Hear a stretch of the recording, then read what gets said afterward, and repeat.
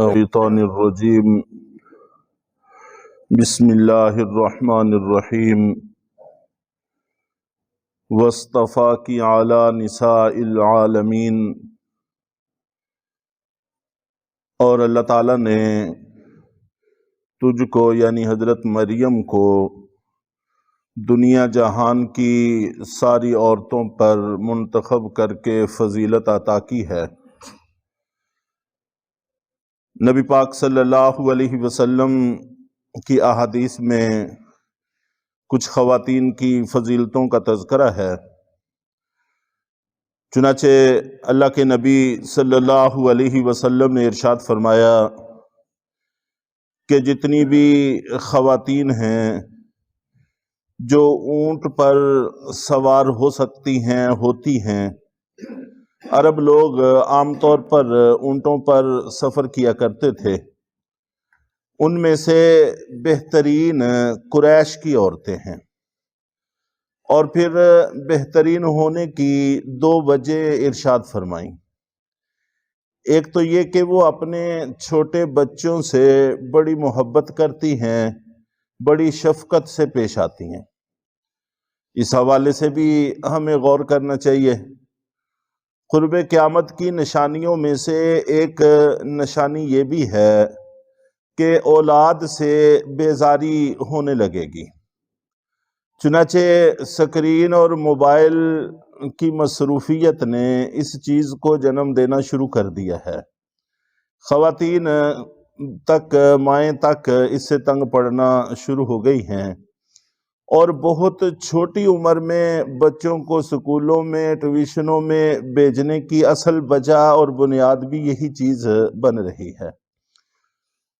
تو بہترین خواتین قریش کی ہیں جو اپنے چھوٹے بچوں پر بڑی مہربان اور بڑی شفیق ہوتی ہیں، اور اپنے شوہر کی چیزوں کی حفاظت کرتی ہیں، نگہبانی کرتی ہیں۔ یہ دو وجہ ان کے بہترین ہونے کی نشانی کے طور پر ذکر فرمائی۔ یہ عمومی طور پر قریش کی خواتین کی فضیلت آپ نے ارشاد فرمائی، اور جن کے اندر یہ چیزیں ہوں گی ظاہر ہے کہ فضیلت کا حصہ ان کو بھی میسر آئے گا۔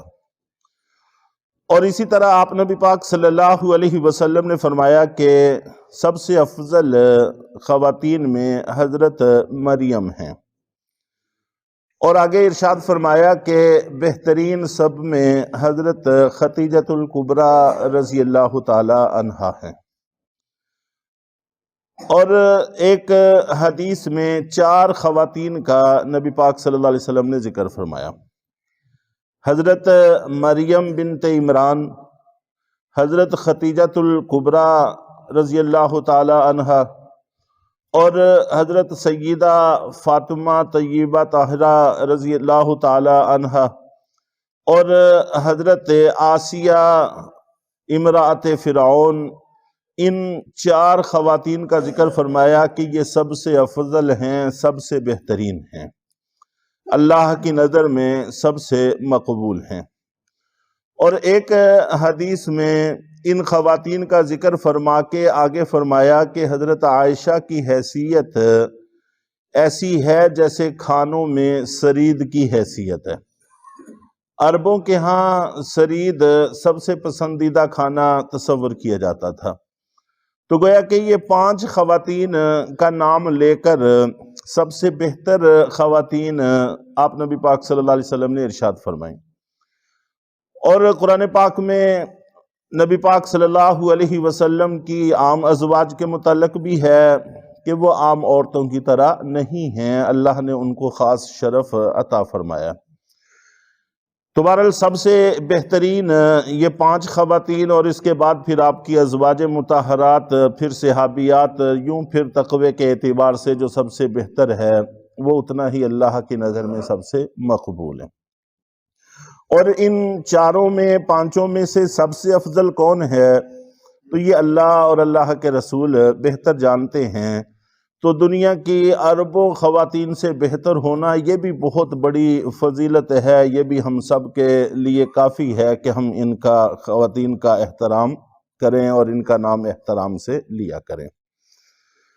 تو قرآن پاک میں بھی یہ فرمایا کہ اللہ تعالیٰ نے آپ کو دنیا جہان کی عورتوں پر فضیلت بخشی ہے۔ پھر ان احادیث میں اور ان میں جوڑ کی ترتیب یہ ہو سکتی ہے کہ اس وقت تک کی خواتین میں سب سے بہتر بلا شبہ حضرت مریم ہیں، اس میں کوئی شک کی بات نہیں ہے۔ اور بعد میں نبی پاک صلی اللہ علیہ وسلم سے متعلق یہ جو خواتین ہیں، آپ کی ازواج ہیں، آپ کی بیٹی ہیں یا امرات فرعون ہے، تو ان کو فضیلت عطا فرمائی۔ یہ بعد کی خواتین کے ساتھ ان کا تعلق ہو سکتا ہے۔ تو یوں ساری احادیث اور قرآن پاک کی آیت جمع ہو جاتی ہیں اور کوئی بھی ان میں تردد کی بات باقی نہیں رہتی۔ یا مریم اقنتی لربکی واسجدی وارکعی مع الراکعین، اے مریم اپنے رب کی اطاعت کرتی رہو اور سجدہ کرو اور رکوع کرو رکوع کرنے والوں کے ساتھ۔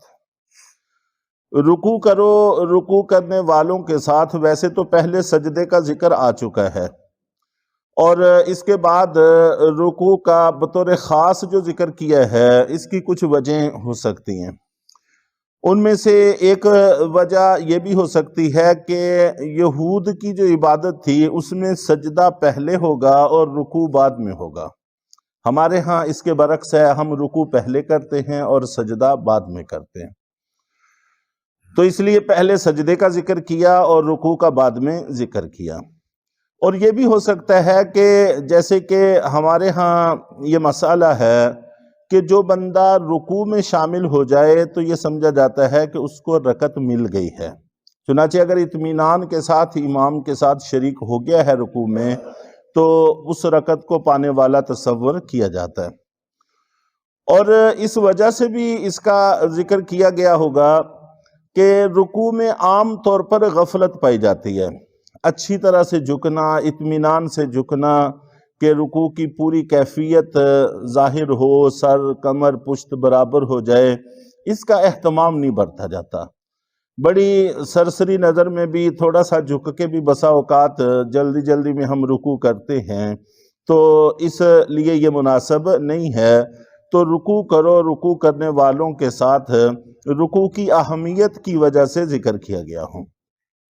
اور اسی طرح رکوع کرو رکوع کرنے والوں کے ساتھ، تو اس کا مطلب یہ ہے کہ خواتین بھی جماعت کے ساتھ نماز ادا کر سکتی ہیں، اس میں کوئی حرج کی بات نہیں ہے۔ چنانچہ نبی پاک صلی اللہ علیہ وسلم کے زمانہ میں خواتین جماعت کے ساتھ نماز پڑھتی رہی ہیں۔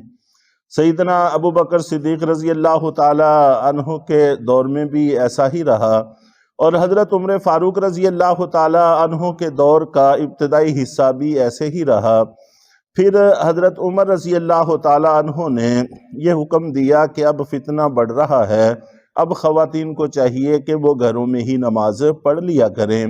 تو بہرحال اب بھی اگر کوئی فتنہ نہ ہو اور پردے کے ساتھ خواتین کسی جگہ آ کر نماز ادا کریں تو کوئی حرج کی بات نہیں ہے، فتنہ پیدا نہ ہو، یا اتفاقاً کسی بھی ایسی جگہ پر جماعت میسر آ گئی ہے تو جماعت کے مسائل معلوم ہونے چاہیے کہ ہم نے نماز جماعت کے ساتھ ادا کرنی ہے۔ اور ان مسائل میں سے ایک مسئلہ یہ بھی ہے کہ امام جب نماز پڑھائیں تو ان کو پتہ ہونا چاہیے کہ میرے پیچھے خواتین بھی نماز پڑھ رہی ہیں، اگر امام ان کی امامت کی نیت کریں گے تو ان کی نماز درست ہوگی، اگر امام ان کی امامت کی نیت نہیں کریں گے تو پھر ان کی نماز نہیں ہوگی۔ اگر کسی جگہ پہلے سے خواتین جماعت میں شامل نہیں ہیں تو ان کو چاہیے کہ وہ اپنے آنے کی اطلاع کسی بھی ایسے طریقے سے کہ جو خلاف شرع نہ ہو وہ دے دیں، تاکہ امام کو پتہ چل جائے کہ کسی خاتون نے آ کر میرے پیچھے نماز شروع کر لی ہے، تو پھر اس کی نماز صحیح ہوگی۔ امام کے وہم و گمان میں بھی نہیں، وہ آ کر نماز میں شریک ہو گئی تو اس سے اس کی نماز ادا نہیں ہوگی۔ تو بہرحال جماعت کے ساتھ خواتین کا نماز پڑھنا اگر فتنہ نہ ہو اور اس طرح کی صورتحال جیسی پیدا ہوئی ہے ایسی نہ ہو تو کوئی حرج کی بات نہیں ہے۔